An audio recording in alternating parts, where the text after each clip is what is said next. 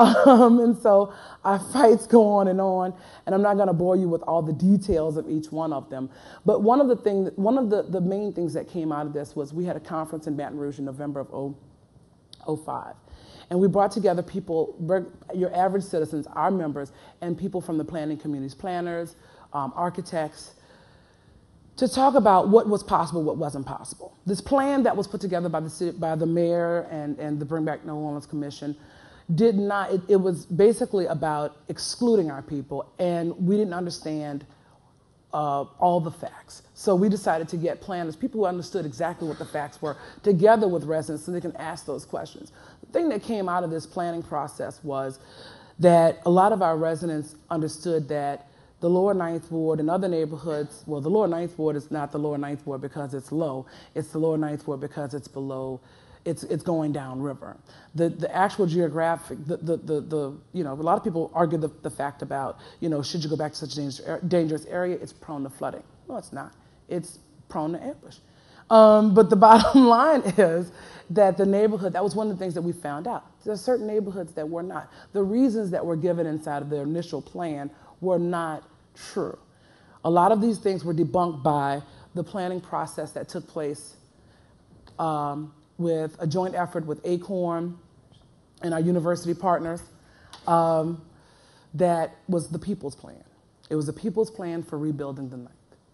And it encompassed true community input. The original plan, the Bring New Orleans Back plan, had no community input. Couldn't have. Everybody was everywhere. Nobody was there. So there was no community input there. This plan actually sat down with hundreds and hundreds. We pulled in hundreds and hundreds of people from our neighborhoods to actually make this plan take shape and come alive, and actually put truth into planning and put people into planning and have people own a piece of the plan to redevelop their neighborhoods and their communities. And out of a lot of this, we won the right to return to the Lower Ninth Ward. We won utilities being restored in the Lower Ninth Ward, which were 6 to 8 months after everyone else.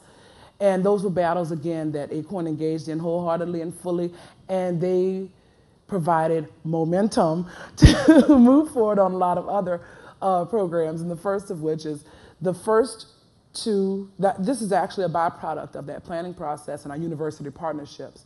The first 2 new homes to be built in the Lower Ninth Ward post-Katrina were built by ACORN Housing and LSU. It was a collaborative effort. And these 2 houses were not just about building 2 houses. These 2 houses could have been built. The point was these 2 houses signaled the return of the rest of the community. It signaled reinvestment. And well, one of those little people is my grandmother, actually. The little one is my grandmother, and her home now sits where her husband wanted her to stay, live and die throughout her years, right there at 2310 Delaware Street, because of this project and because of the work that we've done in that neighborhood. But again, it spurred development. So those 2 houses were built about a year ago, and so now you have about maybe 50 people who are building in that area right now, because that sparked the redevelopment of the neighborhood, and all because, you know, we fight. So we get to March 29th, 2007, and a fellow by the name of Ed Blakely came to town, and he's reluctantly called the recovery czar for the city of New Orleans, and he's heading the recovery effort, and he invited our board in to talk to him about the master plan. And he told us, the first thing he said to us was, "I know who you are and I know what you do. Let's just kind of work together on this thing." And I thought that was kind of a strange opening, but he said that he had taken the People's Plan into consideration, serious consideration, and a lot of the People's Plan was used inside the master plan for the city of New Orleans, because it was an extraordinary document, and it did have community participation, and it did have truth to it. And so we actually got, after the announcement of the master plan was done, ACORN was the only nonprofit that was standing there as that announcement was made.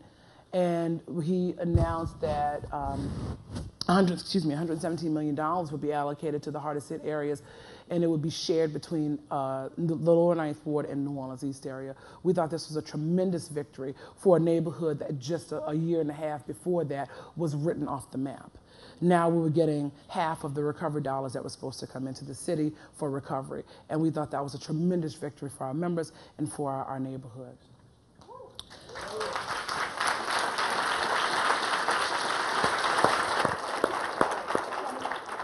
Okay. I'm nothing if I'm not obedient, but okay. But let me just say this to you. The real fight, and I think that you alluded to this, the real fight is making sure that those dollars go into our neighborhoods. What we're seeing now, and this is something that most of you should be aware of because we're beginning a new campaign, it's equity and rebuilding. After we were promised those dollars, it was an exciting, wonderful time for our people. When the money started to flow at the beginning of this year into recovery projects, we haven't seen one crane in the skyline. Most of the work that has been done in Lower Ninth Ward has been done by ACORN, community groups like ACORN, churches and private, and people's own, taking their 501c3s and college funds and everything else and reinvesting in their neighborhoods. What we want to see right now is that promise that was made to us on March 29, 2007 become a reality. And to not have all that we fought for go to rich uptown neighborhoods for their development projects that they've been wishing for and hoping for years and years and years, and now have an opportunity to have on our backs, on the backs of our misery. We fought really hard for this, and let me just tell you this.